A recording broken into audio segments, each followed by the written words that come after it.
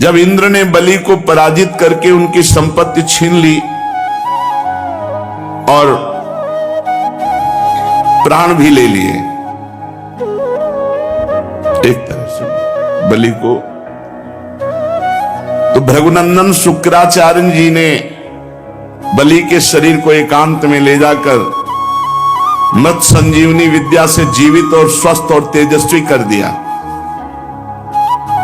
इस पर शुक्राचार्य जी के शिष्य महात्मा बलि ने अपना सर्वस्व उनके चरणों में चढ़ा दिया। तन मन से गुरु जी की सेवा, गुरु के आश्रित परीक्षित जो अपने गुरु के आश्रित और गुरु की सेवा परायण है, वो पूरे विश्व पर विजय प्राप्त कर सकता है। बड़ी महिमा है गुरु सेवा की। देखो, गुरु सेवा के प्रताप से ही संदीपिनी जी जगत गुरु भगवान श्री कृष्ण के गुरु बने, अपने गुरुदेव की सेवा के प्रताप से। बलि जी समझ गए कि हमारे गुरुदेव का कृपा प्रसाद, देवराज इंद्र का पद अवश्य वापस आ जाएगा। शुक्राचार्य जी बहुत प्रसन्न हुए देख करके पूर्ण समर्पण बलि का। गुरु क्या देखते हैं? पूर्ण समर्पण। मन, बुद्धि, चित्त, अहंकार, ये आज्ञा पे चले गुरु के, बस इतना ही गुरुदेव चाहते हैं। ये रुपया, पैसा, भोग सामग्री, वस्तुएं, इसका महत्व अगर गुरुजनों के चित्त में है तो उन्होंने अभी तक प्राप्त क्या किया? इससे थोड़ी खुश होते हैं कि आप आज्ञा उल्लंघन करो, खूब हलवा पूड़ी खवाओ तो प्रसन्न थोड़ी होंगे। आज्ञा का पालन कर रहे हो, इसी से खुश हो जाते हैं। बलि का महाभिषेक विधि से अभिषेक कराकर विश्वजित नामक यज्ञ करवाया शुक्राचार्य जी ने। जब यज्ञ की विधि से हविष्यों के द्वारा अग्नि देवता की पूजा की गई तो यज्ञ कुंड में सोने की चद्दर से मढ़ा हुआ एक सुंदर रथ निकला। जब शुक्राचार्य जी ने यज्ञ करवाई तो बलि जी के सुरक्षा के लिए एक दिव्य रथ प्रकट हुआ, कवच, और हरे रंग के घोड़े, सिंह के चिन्ह से युक्त रथ पर लगाने की ध्वजा। प्रहलाद जी ने देखा कि गुरु शुक्राचार्य जी बहुत प्रसन्न हैं और बलि के लिए यज्ञ से दिव्य घोड़ा और कवच, तो उन्होंने एक माला प्रदान की। अब प्रहलाद जी जैसे कृपा करें तो भला विजय क्यों नहीं हो जाएगी? गुरु शुक्राचार्य कृपालु, मंत्र बल से देवता अग्नि, उन्हीं से रथ प्रकट हुआ। प्रहलाद जी ने एक ऐसी माला दी जो कभी कुम्हलाए ना, और माला गले में पड़ी तो कोई पराजित नहीं कर सकता। शुक्राचार्य जी ने शंख दिया, पूरा स्वस्ति वाचन कराए। बलि जी ने प्रहलाद जी के चरणों में प्रणाम किया और भृगुवंशी गुरुदेव को दाहिने करके रथ पर सवार हुए, कवच धारण किया।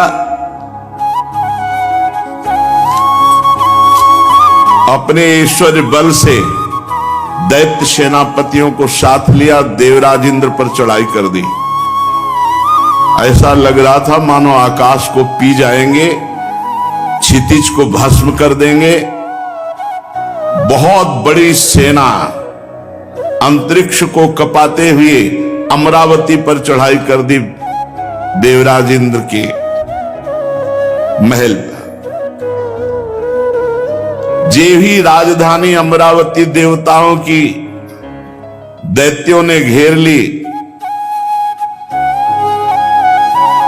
अब तो विश्वकर्मा का बनाया हुआ दिव्य सब स्थान नष्ट भ्रष्ट करने लगे दैत्यजन। देवांगनाएं भागने लगी। अमरावती इतनी मनोहर थी मानो त्रिभुवन की सुंदरता वहां एकत्रित की गई हो। इंद्र ने देखा कि बलि के सामने टिकना असंभव, क्योंकि उनके ऊपर गुरु कृपा है। तो अपने गुरु बृहस्पति जी के पास गए, उनसे बोले भगवान इस बार तो ऐसी शक्ति दिखाई दे रही कि जीत पाना कठिन है। मैं देखता हूं कि बलि को कोई रोक ही नहीं सकता, ऐसे प्रलयंकारी आग की तरह बढ़ता चला आ रहा है। आप कृपा करके बताइए कि मेरे शत्रु की इतनी जल्दी इतनी बढ़ती कैसे हो गई और इसे कैसे दबाया जा सकता है। देवगुरु बृहस्पति ने कहा इंद्र, मैं तुम्हारे शत्रु बलि की उन्नति का कारण जानता हूं, उसने अपने गुरुदेव को रिझा लिया है। शुक्राचार्य जी ने अपने शिष्य बलि को महान तेज शक्ति का खजाना बना दिया। इस समय सर्वशक्तिमान भगवान के सिवा काल की भी ताकत नहीं कि बलि को पराजित कर सके, केवल भगवान। इसलिए तुम बिना लड़े भागो, बृहस्पति जी ने सलाह दी, और जाओ त्रिभुवन में कहीं भी छुप जाओ, भागो, सब खाली करो अमरावती। युद्ध नहीं, कोई नहीं जीत सकता बलि से। प्रतीक्षा करो भगवान की कृपा की। इस समय शुक्राचार्य के तेज से बलि की उत्तरोत्तर वृद्धि हो गई है, और जब इन्हीं शुक्राचार्य जी का एक तिरस्कार करेगा तब ये पराजित हो सकता है, अन्यथा नहीं। जिन शुक्राचार्य जी की कृपा से इतना बल वैभव, उन्हीं शुक्राचार्य जी का जब अपमान करेगा तब ये पराजित होगा। बृहस्पति जी स्वार्थ और परमार्थ से परम ज्ञानी हैं। उनकी सलाह मानकर समस्त देवता अंतर्ध्यान हो गए, पूरा स्वर्ग खाली। विरोचन नंदन बलि ने देखा कि अमरावतीपुरी में कोई लड़ने वाला ही नहीं। तब उन्होंने भृगुवंशियों से अनुगत 100 अश्वमेध यज्ञ किए, क्योंकि इंद्र पद का अधिकारी वही जो 100 अश्वमेध यज्ञ कर ले। अब तो महाराज चंद्रमा के समान शोभायमान हो गए इंद्र पदवी पर बलि। गुरुदेव की कृपा से प्राप्त समृद्ध राजलक्ष्मी को बड़ी उदारता से उपभोग करने लगे और अपने को कृतकृत्य मानने लगे। जब देवता भाग कर छिप गए, स्वर्ग का अधिकार छीन गया, तो देव माता अदिति बड़ा दुख हुआ। अपने पुत्रों की दुर्दशा देखकर बहुत दुखी हुई। परम प्रभावशाली अपने पति कश्यप मुनि की जब समाधि टूटी तो उनके चरणों में प्रणाम किया, तो उन्होंने कहा सब शांति है, सब सुख है। अदिति जी ने विधि पूर्वक पूजन किया और कहा प्रभु काल विपरीत है, कोई भी हमारा पुत्र सुख पूर्वक नहीं है, सब भागे घूम रहे त्रिभुवन में छुपे हुए। इस समय अमरावती पर बलि का अधिकार है, हमारा कुटुंब पूरा उजड़ गया, हमारे प्रियजन सब उद्विग्न हैं। भगवान बस आपके सामने दासी यही कुशलता वर्णन कर रही है। मैंने आज तक कभी किसी का तिरस्कार नहीं किया, इसीलिए मैं देव माता कही जाती हूं। और आप जैसा महान तपस्वी मेरा पति हो और फिर मेरे पुत्रों को ऐसा दुख हो, प्रभु कोई उपाय कीजिए जिससे मेरे पुत्रों को पुनः स्वर्ग प्राप्त हो। इस प्रकार अदिति जी ने जब कश्यप जी से प्रार्थना की तो विस्मित होकर बोले, बड़े आश्चर्य की बात है, भगवान की कैसी प्रबल माया है। जब बात करो तो पंचभूतों से बने हुए इन्हीं शरीर की, पुत्र की, घर की, भगवान की किसी को परवाह नहीं। अरे प्रकृति से परे आत्म तत्व की कोई चर्चा नहीं करता। अरे समझो ना, यहां कोई किसी का पति है, ना पुत्र है, ना तो संबंधी है, ये मोह ही नाच नचा रहा है। प्रिय, तुम संपूर्ण प्राणियों के हृदय में विराजमान अपने भक्तों के दुख मिटाने वाले भगवान श्री कृष्णचंद्र वासुदेव की आराधना करो, जो चाहोगे वो प्राप्त हो जाएगा। भगवान श्री कृष्ण की आराधना कभी व्यर्थ नहीं होती, इसके सिवा कोई उपाय नहीं है। अदिति ने पूछा, उपासना का स्वरूप क्या होगा? मेरे मनोरथ की पूर्णता होनी चाहिए, आप उपदेश कीजिए, मैं वो नियम धारण करूंगी। मैं बहुत दुखी हूं, मुझे ज्ञान नहीं, मेरे पुत्र स्वर्ग पर विराजमान हो, मैं देखना चाहती हूं, मुझे आराधना बताइए, क्या आराधना करनी? मैं देव माता हूं। कश्यप जी ने कहा, देवी, भगवान को प्रसन्न करने के लिए जिस व्रत का उपदेश वो मैं तुम्हें बता रहा हूं, ये फागुन के शुक्ल पक्ष में 12 दिन तक केवल दूध पीकर किया जाता है, और जो कामना करे उस कामना की पूर्ति हो जाएगी। 12 दिन तक इसे पयो व्रत कहते हैं। इन व्रतों में बड़ी सामर्थ्य है। अमावस्या के दिन शूकर की खोदी हुई मिट्टी उसको लावे और अपने शरीर को मलकर नदी में स्नान करे। उस समय ये मंत्र पढ़ना चाहिए, त्वं देव्यादि वराहेण रसाया स्थानमिच्छता उद्धृता से नमस्तुभ्यम पापमानम में प्रणाशय। संस्कृत ना आवे तो हिंदी से, हे देवी, प्राणियों की स्थान देने की इच्छा से वाला भगवान ने रसातल से तुम्हारा उद्धार किया था। हे पृथ्वी देवी, तुम्हें नमस्कार है, तुम मेरे पापों को नष्ट कर दो। ऐसा कहते हुए और सुअर की खोदी हुई मिट्टी से पूरे शरीर को मलकर फिर नदी में स्नान करे। इसके बाद अपने नित्य नैमित्तिक नियमों को पूरा करके एकाग्रचित्त से मूर्ति, वेदी, सूर्य, जल, अग्नि और गुरुदेव रूप से भगवान की पूजा करे। फिर प्रार्थना करे, प्रभु आप सर्वशक्तिमान हैं, अंतर्यामी और सबके आराधनीय हैं। समस्त प्राणी आप में और आप समस्त प्राणियों में निवास करते हैं, इसी से आपको वासुदेव कहते हैं। आप समस्त चराचर जगत और उसके कारण के भी साक्षी हैं। हे भगवान वासुदेव, मैं आपको नमस्कार करती हूं। भगवान को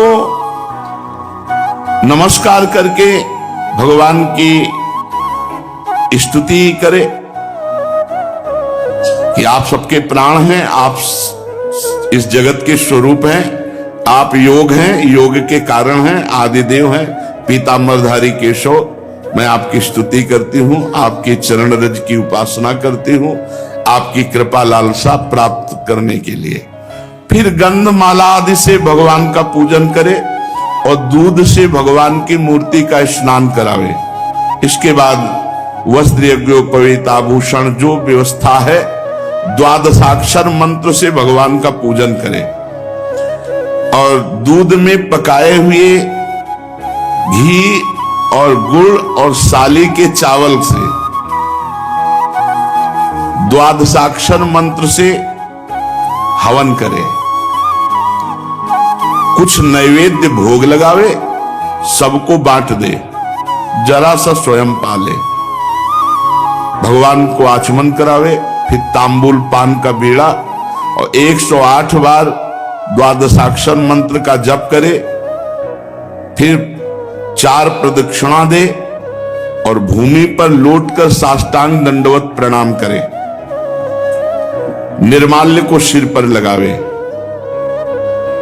और वो जो खीर बनावे तो रोज कम से कम 2 ब्राह्मणों को पवावे, उनको दक्षिणा दे, सत्कार करे।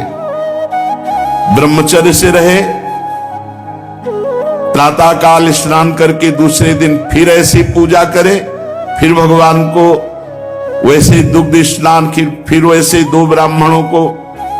12 दिन तक ऐसे ही ब्रह्मचर्य रहकर वो स्वयं केवल दूध पिए, पयोव्रत कहते हैं, और भगवान की ऐसे आराधना करे, जो चाहेगा वो प्राप्त हो जाएगा। ये फाल्गुन शुक्ल प्रतिपदा से लेकर त्रयोदशी पर्यंत ब्रह्मचर्य से रहे, भूमि पर शयन करे, 3 समय स्नान करे, झूठ न बोले, पापी आदमी से बात न करे और पाप की बात न करे, और छोटे बड़े सब भोगों का त्याग कर बिल्कुल ऐसे ही रहे जैसे संत, किसी भी प्राणी को कष्ट न पहुंचाए, भगवान की आराधना करे। तो ये बहुत कम समय में 12 दिन में ये पयोव्रत रखने वाला जो कामना करेगा उसकी पूर्ति हो जाएगी। अत्यंत एकाग्रचित होकर के इसकी आराधना करना चाहिए। पयोव्रत, इसका नाम पयोव्रत है। ब्रह्मा जी ने मुझे बताया था, मैंने तुम्हें बता दिया। देवी तुम भाग्यवती हो, तुम इसको कर सकती हो। कल्याणी, भगवान को संतुष्ट करने वाला ये सर्व पयोव्रत है जिससे भगवान प्रसन्न होते हैं। परीक्षित अपने पतिदेव महर्षि कश्यप जी का उपदेश प्राप्त करके अदिति ने सावधानी से 12 दिन तक पयोव्रत का अनुष्ठान किया। जे ही पूरा व्रत हुआ तो सामने देखा भगवान प्रकट हो गए। अच्छा, भगवान जब प्रकट हुए तो चाहे देवकी वसुदेव जी के सामने या यहां इस समय अवतार ले रहे हैं तो पहले चतुर्भुज रूप में प्रकट होते हैं और फिर भगवान जो अवतार लेना चाहते हैं वो रूप धारण करते हैं। तो यहां भी शंख चक्र गदा पद्म धारण किए हुए सामने प्रकट हो गए। अदिति जी तो विकल हो गई और प्रेम विह्वल होकर पृथ्वी पर लौटकर साष्टांग दंडवत प्रणाम किया। फिर उठकर हाथ जोड़कर भगवान की स्तुति करने की चेष्टा की, परंतु इतना आनंद, इतने आंसू की बोल न सकी। सारा शरीर पुलकित हो गया और आनंद उल्लास के साथ कंपायमान शरीर चुपचाप खड़ी है। परीक्षित, यज्ञेश्वर भगवान श्री हरि देख रहे थे। माता अदिति धीरे धीरे साहस करती कि भगवान का कुछ स्तवन करें, पर स्थिति इतनी प्रेम विकल है। फिर हिम्मत की और लड़खड़ाए हुए शब्दों में कहा, आप यज्ञ के स्वामी हैं, स्वयं यज्ञ हैं, आप अच्युत हैं। आपके चरण कमलों का आश्रय लेकर घोर पापी भी भव समुद्र से तर जाता है। आपके नाम का कीर्तन, नाम का श्रवण ये संसार से तारने वाला है। आपके नामों के श्रवण मात्र से परम कल्याण हो जाता है। हे आदि पुरुष, हम आपकी शरण में हैं। सारी विपत्तियों का आप नाश करने वाले हैं। हे स्वामी, आप हमारा कल्याण कीजिए। भगवान ने कहा, देवताओं की जननी, मैं तुम्हारी अभिलाषा को जानता हूं। शत्रुओं ने तुम्हारे पुत्रों की संपत्ति छीन ली है, स्वर्ग से खदेड़ दिया है। तुम चाहती हो कि युद्ध में तुम्हारे पुत्र उन मत वाले बलि असुरों को जीतकर विजय लक्ष्मी प्राप्त करें, इसीलिए तो आराधना किया है ना। तुम्हारे पुत्र धन समृद्धि से युक्त हो जाएं और जैसे विराजमान थे पहले स्वर्ग में वैसे ही आनंद हो जाए। तो देवी, ये तो नहीं हो सकता। असुर सेनापतियों को जीता नहीं जा सकता, ऐसा मेरा निश्चय है, क्योंकि ईश्वर और गुरु उनके अनुकूल हैं। लड़ाई नहीं की जा सकती, पर मुझे प्रसन्न कर लेना व्यर्थ भी नहीं जाता। इसलिए मैं तुम्हारे लिए तुम्हारा पुत्र बनकर जाऊंगा और जाकर के उनसे मांगूंगा। लड़ाई तो नहीं हो सकती।